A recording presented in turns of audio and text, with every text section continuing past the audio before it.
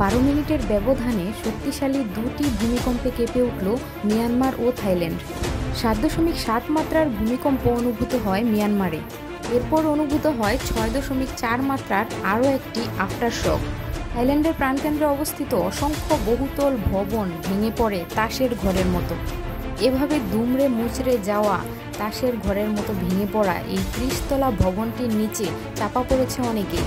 এই ভূমিকম্পে ধ্বংসস্তূপে পরিণত হয় এরকম বেশ কয়েকটি বহুতল ভবন। ভূমিকম্পের উৎপত্তিস্থল ছিল মিয়ানমারের মান্দালায়।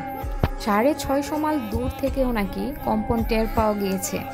আতঙ্কে ঘরবাড়ি ও অফিস রেস্তোরাঁ থেকে বিভিন্ন জায়গা থেকে বেরিয়ে আসে রাস্তায় সব মানুষজন।